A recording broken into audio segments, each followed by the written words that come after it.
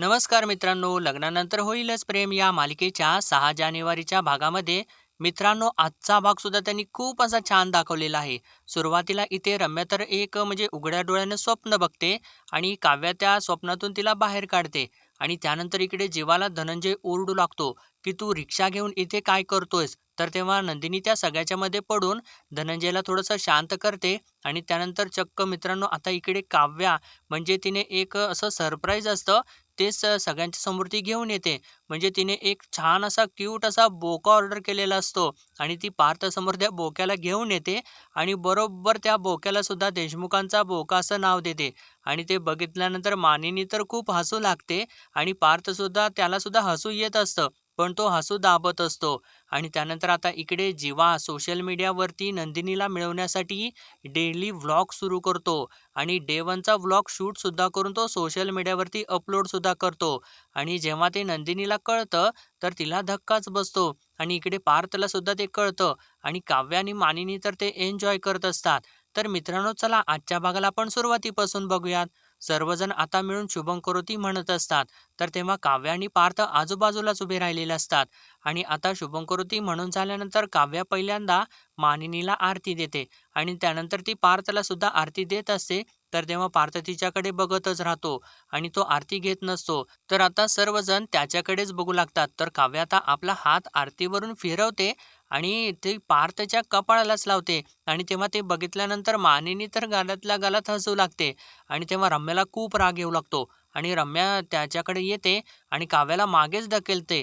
तर आता पार्थ काव्य रम्यावरती ओरडतो, "अगं ये रम्या, हे काय करतेस तू?" तर मानिनी सुद्धा म्हणते, "अरे काय करतेस? काय करतेस हे?" तर तेव्हा रम्या म्हणते, "अरे पार्थ, तू विसरलास का ही कोण होती?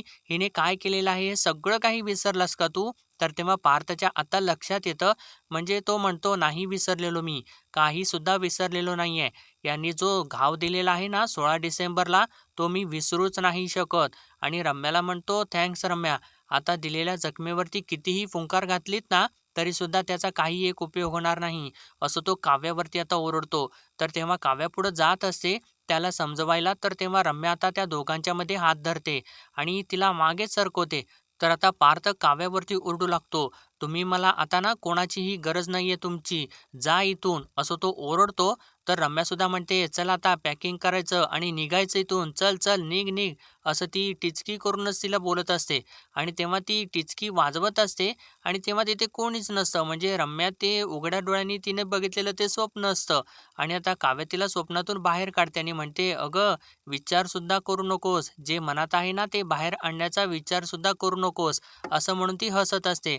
तर आता रम्या आजूबाजूला बघते आणि म्हणते, "पार्थ, पार्थ कुठे गेला?" तर तेव्हा काव्या आरतीचं ताट ठेवते आणि म्हणते, "गेले ते माझ्या हातून आरती घेऊन आमच्या रूममध्ये परत गेले." तर तेव्हा रम्या तिला म्हणते, "तू जे काही करतेस ना ते चुकीचंच करतेस काव्या." तर तेव्हा काव्या तिला म्हणते, "स्टॉक क्लिअरन्स सेल्समध्ये ना जसं डिस्काउंट म्हणून आलेल्या माणसाने काय चूक आणि काय बरोबर हे सांगायचं नसतं रम्या." तर तेव्हा रम्या म्हणते, "मी तुला इतकंच सांगते की पार्थ तुझ्याशी एक शब्दही बोललेला नाहीये. यावरून लक्षात येत नाही का गं तुझ्या की पार्थ तुझा कधीच होणार नाहीये ते." तर तेव्हा काव्या आता त्याला म्हणते, "तुझा होणार आहे का मग?" तर तेव्हा रम्या म्हणते, "अगं." तर तेव्हा रम्या म्हणते, "अगं, ते तर कळेलच, ते काळच ठरवेल. तर तेव्हा पण सध्या तरी ना जे मनात पार्थने ठरवलेलं आहे ना ते तू मान्य कर. तू ना आता त्याची कुणीही लागत नाहीयेस. तू ना त्याच्यासाठी फक्त सगळ्यात मोठी चूक आहेस." असं तिने म्हटल्यानंतर तर काव्य हसूच लागते आणि म्हणते, "चला मी त्यांची काहीतरी आहे ना, तुझं काय गं?" असं तिला विचारते. तर तेव्हा रम्या म्हणते, "ते माझं मी बघून घेईन. पण तू जे काही केलेलं आहेस ना त्याला पार्थ कधीच माफ नाही करणार. पार्थ कधीच स्वतःहून तुझ्याशी बोलणार नाही." तर तेव्हा काव्य तिला म्हणते, "चॅलेंज का? पार्थ स्वतःहून माझ्याशी बोलतील, बघायचं आहे का तुला?" आणि असं तिने चॅलेंज म्हटल्यानंतर रम्या थोडीशी घाबरते आणि परत थोडीशी थांबून म्हणते, "चॅलेंज? बघायचंय, बघायचंय मला." तर तेव्हा काव्या म्हणते, "बस, आता तू फक्त 5 मिनिट थांब." आणि त्यानंतर ती मोबाईल बघते आणि रम्याला म्हणते, "घ्या, आम्हाला जे हवं होतं ना ते आलेलं आहे की दारात. थांब, मी आलेच." असं म्हणत ती चाललेली असते. तर रम्या तिला विचारते, "काय गं, काय आलेलं आहे?" तर तेव्हा काव्य तिला सांगते, "तुझी हार आलेली आहे." आणि असं तिने म्हटल्यानंतर आता रम्या खरीच घाबरू लागते आणि काव्य तिथून आता निघून जाते. तर इकडे मित्रांनो आता त्यांनी परत मोहितेंच्या घराबाहेरचा सीन दाखवलेला आहे.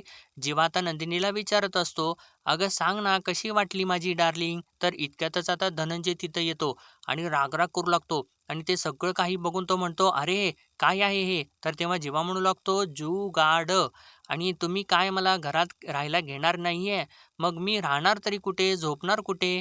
म्हणून ना मी मग माझी ही डार्लिंग घेऊन आलेलो आहे सोबत. तुम्ही जावयाला घरात घेतलेलं नाही, म्हणून जावई आता रिक्षा घेऊन आलेला आहे. आता रिक्षाच माझं घर आहे, असं तो सांगतो. तर तेव्हा शारदा एकदमच म्हणते, "अय्या किती छान आहे रिक्षा. जावई बापू, नव्या नवरीसारखीच नटवलेली आहे की तिला." तर धनंजय तिच्यावरती थोडंसं डापरतो आणि त्या गुड्डूला म्हणतो, "अरे तू बघत काय उभा आहेस? याला असं चिमटीत धर आणि बाहेर नेऊन ठेव." तर तेव्हा जेव्हा म्हणतो, "अरे कशाला त्या बिचाऱ्या गुड्ड्यावरती चिडताय तुम्ही? मला हे कळत नाहीये." तर तेव्हा गुड्डू म्हणतो म्हणजे आता तो नाटक करू लागतो आणि म्हणतो, "ठीक आहे मालक." आणि जीवाला म्हणतो, "ए जीवा भैय्या, हे आमचे ससुरजी थोडा नाराज झाला आहेत."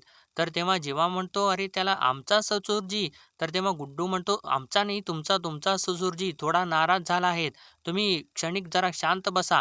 तर तेव्हा धनंजय अजून रागाला येतो आणि म्हणतो, "ससुरजी, अरे जीवाने या गुड्डूला सगळं काही सांगितलेलं आहे. मी ससुरजी नाहीये."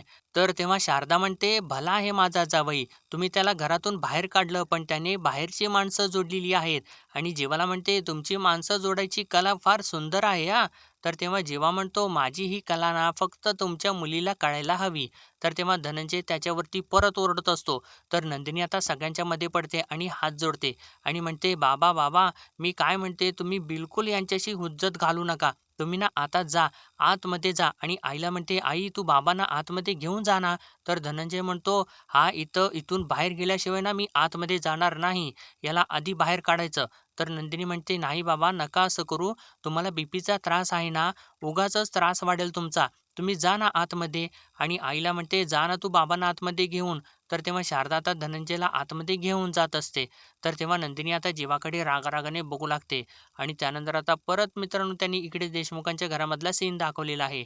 इथे सर्वजण जेवत असतात म्हणजे फक्त वसू, रम्या आणि पार्थ असतात. तर तेव्हा पार्थ हरवून गेलेला असतो आणि वसू आता रम्याला इशारा करते. तर तेव्हा आता रम्या लगेचच उठते आणि पार्थला म्हणते, "पार्थ तुला उसळ आवडते ना? मी वाढवू का तुला?" असं म्हणून ती उठून त्याच्या जवळच येते. तर पार्थ म्हणतो, "नाही, नाही, माझं मी घेईन." तर रम्या म्हणते, "अरे तुझ्या आवडीची आहे ना, मी तुला देते ना." तर तेव्हा पार्थ तिला नको, नको असं म्हणून थांबवतो. तर तेव्हा मानिनी तिथं येते आणि रम्याला म्हणते, "अगं रम्या, तू जेवता-जेवता कशाला उठलीस? बस तू जेव. मी आहे ना, मी बघते त्याच्याकडे." असं म्हणून ती रम्याला परत बसवते आणि रम्या आता परत रागा-रागात जाऊन खुर्चीवरती बसते. तर मानिनी पार्थला म्हणते, "पार्थ, मगाशी दार उघडून कोणीतरी बाहेर गेलं होतं रे. कोण गेलं होतं?" तेव्हा रम्या मध्येच बोलते आणि म्हणते, "काव्या गेली होती बाहेर. तिचं काहीतरी पार्सल आलं होतं. लगेच गेली ती आणि नाचत-नाचत अजून गेली आहे ती आणि अजून आलेलीच नाहीये ती." आणि पार्थला परत विचारते, "तुला काही वाढू का पार्थ मी?" तर तेव्हा पार्थ तिला परत नको असं सांगतो आणि मानिनीला विचारतो, "आई बाकीचे कुठं आहेत?" तर तेव्हा मानिनी म्हणते, "सगळे म्हणजे बाकीचे तुला काव्याबद्दलच विचारायचं आहे का?" तर तेव्हा पार्थ म्हणतो, "मी बाबांच्याबद्दल विचारत आहे." तर तेव्हा मानिनी म्हणते, "अच्छा, तू बाबांच्याबद्दल विचारत आहेस का?" आणि बाबांनी तर निरोप पाठवलेला आहे, की ते ऑफिस झाल्यानंतर पिहूला पिकअप करून ते दोघेसुद्धा फालुदा खायला जाणार आहेत. तुम्ही सगळ्यांनी जेवून घ्या. आणि काव्याचं तर जर म्हणत असतील, तर खरं तर मी तिला हाकच मारणार होते. असं म्हणून ती एकदम पार्थच्या कानाजवळ जाते आणि "काव्या, काव्या" असं जोराने ओरडू लागते. तर तेव्हा पार्थ तिला म्हणतो, "आई माझ्या कानाशी येऊन ना हे नाव घेऊन ओरडू नकोस." आणि तेव्हा रम्या आणि वसू थोडेसे हसू लागतात. तर तेव्हा पार्थ म्हणतो, "बरं ठीक आहे, माझं आता झालेलं आहे, मी जातो." असं म्हणून तो उठत असतो. तर मानिनी त्याला थांबवते आणि म्हणते, "अरे श्रीखंड केलेलं आहे तुझ्या आवडीचं, खा ना." तर तेव्हा पार्थ श्रीखंड म्हटल्यानंतर थोडंसं वेगळ्याच विचारात जातो आणि त्याला तो क्षण आठवतो ज्यावेळेस त्याने काव्यासाठी श्रीखंड आणलेलं असतं आणि तो नसताना काव्या एकदम हावऱ्या-हावऱ्यासारखी ते श्रीखंड खात असते आणि पार्थ मागून बघून ते हसत असतो आणि आता मानिनी त्याला श्रीखंड वाढत असते तर पार्थ म्हणतो, "नको आहे मला श्रीखंड." तर मानिनी म्हणते, "अरे असं कसं काय करतोयस तू? तुला आवडतं ना, घे ना मग." तर इतक्यातच काव्या तिकडून म्हणत येते, "अरे माझा लाडका मिस्टर बोका, माझी बोकुडी." असं म्हणून तिने पार्सलमध्ये चक्क मित्रांनो बोकाच मागवलेला असतो आणि तो बोका तर ती समोर धरते आणि त्याच्याकडे बघितल्यानंतर पार्थ तर डोळेच मोठे करतो. तर मानिनी हसूच लागते आणि या दोघींना तर चक्क धक्काच बसतो तर काव्याने छान असा बोका, पांढरा बोका आणलेला असतो आणि त्याला बरोबर पार्थसारखा चष्मासुद्धा घातलेला असतो आणि काव्या त्याला जवळ धरून त्याला लाड करत असते आणि पार्थ तर गालातल्या गालात हसत असतो, पण त्याचं हसू काही बाहेर येत नसतं. तर तेव्हा काव्या आता त्या हातातल्या बोक्याला म्हणते, "श्रीखंड खाणार का तू?" तर तेव्हा वसू म्हणते, "हा काय बालिशपणा आहे?" पण मित्रांनो, इथे तर सगळ्यांना खूप जोराचं हसू येत असतं, पण फक्त मानिनीच तेवढी हसत असते आणि बाकी सर्वजण आपलं हसू दाबून ठेवतात. तर इकडे आता परत त्यांनी मोहितेंच्या घराबाहेरचा सीन दाखवलेला आहे. नंदिनी आता जीवाला म्हणते, "हे काय बालिश चाळे चालू आहेत तुमचे?" तर तेव्हा जीवा म्हणतो, "बालिश चाळे? हे बघ, जगात एखाद्याला मिळवायचं असेल ना, म्हणजे आपल्याकडे वळवायचं असेल ना, तर साम, दाम, दंड, भेद वापरावा लागतो आणि मी तुला मिळवण्यासाठी संयम, प्रयत्न, जिद्द आणि जीवागिरी वापरायचं ठरवलेलं आहे." तर नंदिनी विचारते, "जीवागिरी?" तर जीवा म्हणतो, "येस, मी तुला जीवागिरी करत मिळवणार आहे. कुठलीही जबरदस्ती नाही ना कुठला इमोशनल ब्लॅकमेल. मी याच रिक्षात राहणार आणि तुला असं बघत राहणार." असं म्हणतात ना, की एखाद्याला सवय लागायला किंवा सवय सुटायला 21 दिवस पुरेसे असतात. म्हणूनच मी आता 21 दिवसांचं व्रत केलेलं आहे. पुढचे 21 दिवस मी याच घरासमोर याच रिक्षामध्ये राहणार आहे. तर नंदिनी म्हणते, "हे बघा, वेडेपणा करू नका. थंडीचे दिवस आहेत. डास चावतील तुम्हाला." तर तेव्हा जीवा म्हणतो, "ठीक आहे. त्यांचं चावणं ना मी लव्ह बाईट म्हणून सहन करेन." तर नंदिनी त्याला ओरडते, "म्हणजे तुम्ही उगाचच फाजीलपणा करू नका. आत्ताच्या आत्ता तुमचं दुकान बांधा आणि निघा बरं इथून." असं म्हणून ती चाललेली असते. तर तेव्हा जीवा डार्लिंग असं म्हणतो आणि नंदिनी तेव्हा मागे वळून बघते. तर जीवा म्हणतो, "अगं, मी माझ्या डार्लिंगला म्हटलं." तर तेव्हा नंदिनी आता रागारागात तिथून निघून चाललेली असते. तर जीवा आता मोठमोठ्याने हसू लागतो. तर गुड्डू त्याच्या जवळ येतो आणि त्याला म्हणतो, "अरे जीवा भैय्या, कशाला दात दाखवत असतो? ती ना तुमची लुगाई तर जास्तच गरम झालेली आहे." तर तेव्हा जीवा म्हणतो, "पण जीवा पण आता थंड घेणार नाहीये." तर गुड्डू म्हणतो, "पण मला तर असं वाटतंय, की त्यांचं तर तुमच्यावरती प्रेम नाहीच आहे." तर जीवा म्हणतो, "अरे रे, अरे तुला बघायचंय का? बघायचंय का सांग?" असं म्हणून तो म्हणतो, तिचं जर माझ्यावरती प्रेम असेल ना, तर ती आत्ता वळून बघेल." तर नंदिनी तशीच पुढे चाललेली असते. तर जीवा आता म्हणतो, ओरडतो, "पलट, पलट." तर असं तो म्हणत असताना गुड्डू त्याच्याकडे बघून हसत असतो, कारण नंदिनी तशीच पुढे चाललेली असते आणि आता गुड्डू आपलं तोंड फिरवतो आणि "हे नाही होणार" असं तो बोलत असतो. तर आता जेव्हा जीवा म्हणतो, "पलट, चकाचक बाई पलट." तर तेव्हा आता नंदिनी बरोबर पलटते आणि ती पलटल्यानंतर जेव्हा म्हणतो, "अरे पलटली, पलटली." तर तेव्हा गुड्डूसुद्धा धक्क्याने आता तिकडे बघू लागतो आणि नंदिनी तर पलटून त्याच्याकडे तिथेच उभा राहून प्रेमाने बघत असते आणि थोडा वेळ ती प्रेमाची नजर त्याच्याकडे टाकते. तर आता जेव्हा एकदम स्टाईल वगैरे मारू लागतो आणि गुड्डूला म्हणतो, "बघितलंस का गुड्डू?" तर तेव्हा गुड्डूसुद्धा त्याच्याकडे एकदा आणि नंदिनीकडे एकदा बघू लागतो. तर तेव्हा जीवा आता नंदिनीकडे फ्लाइंग किस टाकतो. तर तेव्हा नंदिनी तिथून निघून जाते आणि गुड्डू तर इकडे जीवाकडे बघून "वाह! वाह! मस्त, मस्त" असं म्हणत असतो आणि जीवा तर खूप खुश झालेला असतो. तर त्यानंतर आता इकडे परत त्यांनी मित्रांनो देशमुखांच्या घरामधला सीन दाखवलेला आहे. काव्या आता त्या हातामधल्या बोक्याला घेऊन पुढे येते आणि म्हणते, "हा माझा लाडका बोका आहे मानिनी काकू." आणि त्याला म्हणते, "खाणार ना श्रीखंड?" तर त्या बोक्याला ती असं म्हटल्यानंतर मानिनी तर हसतच असते आणि परत ती म्हणते, "अरे बोक्या, काय आहे ना, माणसाचा राग अन्नावरती काढायचा नसतो. अन्नपूर्णा देवी रुसते." आणि मानिनीला विचारते, "हो का नाही मानिनी काकू?" तर तेव्हा मानिनी सुद्धा म्हणते, "हो, हो, तर रुसतेच ती." तर तेव्हा मानिनी आता विचारते, "पण कोण आहेत हे नवीन महाशय?" तर तेव्हा काव्या सांगते, सांगते ना, सांगते, "हे आहेत देशमुखांचा बोका." आणि असं म्हटल्यानंतर तिने मानेनी तर हसूच लागते आणि पार्थ धक्क्याने तिच्याकडे बघतो. तर काव्या म्हणते, "सुंदर देखना मिस्टर बोका." आणि ती म्हणते, "हो ना, तू फक्त माझाच आहेस बरं का?" असं ती म्हणते आणि बोक्याचे लाड करू लागते आणि परत ती रम्याकडे बघून म्हणते, "फक्त माझा आहेस." आणि म्हणते, "मी देशमुख आहे म्हटल्यानंतर तू सुद्धा देशमुखच झालास ना? मग तू झालास की नाहीस देशमुखांचा बोका? झालास ना?" असं म्हणून ती बोक्याला लाड करू लागते. तर तेव्हा पार्थ काही न बोलता थोडासा स्माईल करत असतो आणि शांतच असतो आणि त्यानंतर तो म्हणतो, "माझं झालेलं आहे, मी येतो आई." असं सांगून तो तिथून उठतो आणि आतमध्ये चाललेला असतो. तर तेव्हा काव्या म्हणते, "गुड नाईट बोक्या." तर तेव्हा पार्थ एकदमच गुड नाईट म्हणणार असतो आणि तो म्हणता-म्हणता फक्त गुड असं म्हणतो आणि मागे वळून काव्याकडे बघतो. तर तेव्हा काव्या मोठमोठ्याने हसू लागते आणि त्या हातातल्या बोक्याला ती खेळवत असते. तर मानेने सुद्धा ते सगळं काही बघून हसू लागते. तर इकडे आता जेव्हा गुड्डूला म्हणतो, गुड्डू स्टार्ट करू का?" तर तेव्हा गुड्डूसुद्धा म्हणतो, "हो, स्टार्ट करो, स्टार्ट करो. माता रानी की जय." असं म्हटल्यानंतर जीवा थोडासा घाबरत असतो आणि त्यानंतर आता जीवा मोबाईलचा कॅमेरा चालू करतो आणि म्हणतो, "बोला गणपती बाप्पा मोरया."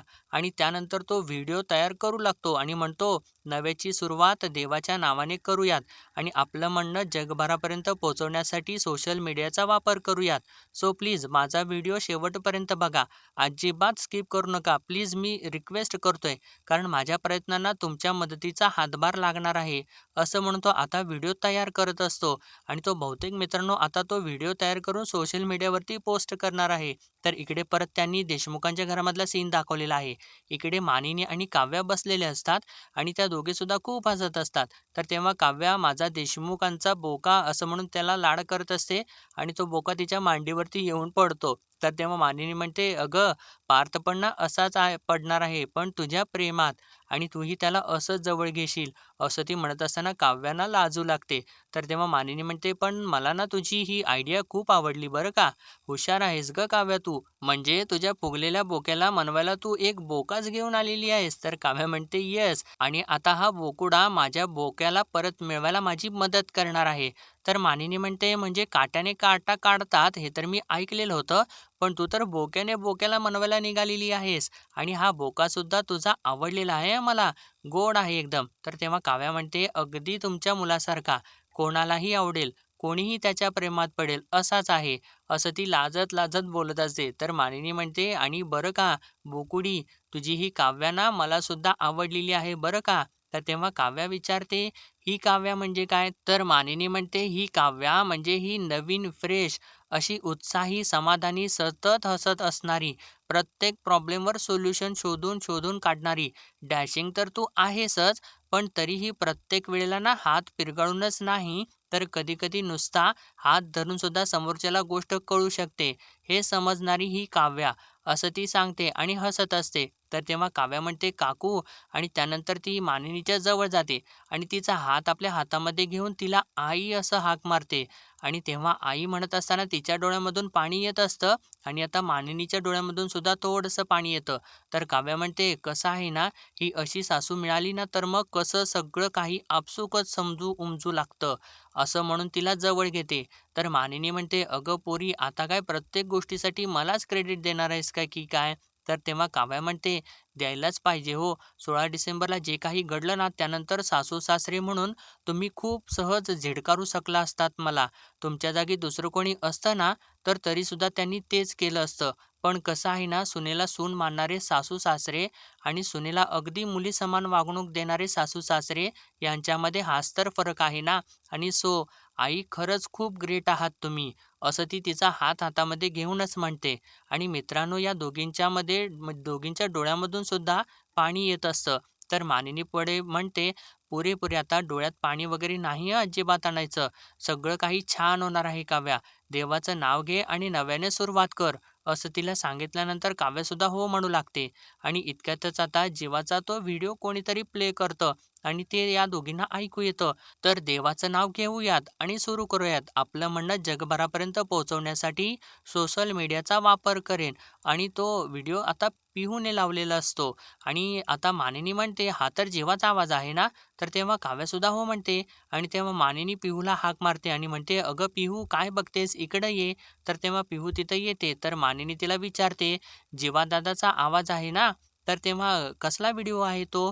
तर तेव्हा पिहू म्हणते, "अरे तुम्हाला नाही माहिती का? जीवादादाने ना नंदिनी वहिनीसाठी तिच्या घराजवळ बसून स्पेशल तिच्यासाठी व्लॉग तयार केलेला आहे." आणि असं तिने सांगितल्यानंतर काव्य हसू लागते. तर मानिनी विचारते, "म्हणजे काय असतं ते?" तर तेव्हा पिहू म्हणते, "त्याच्यासाठी ना तुला सोशल मीडियावरती यावं लागेल." तर मानिनी म्हणते, "म्हणजे हे तो रोज करणार आहे का?" तर पिहू सांगते, "हो." तर तेव्हा काव्या म्हणते, "आई, हाच तो टाईम आहे. आता ना तुम्ही सोशल मीडियावरती यायलाच पाहिजे." तर मानिनी विचारते, "आता यायचं म्हणजे कसं यायचं असतं?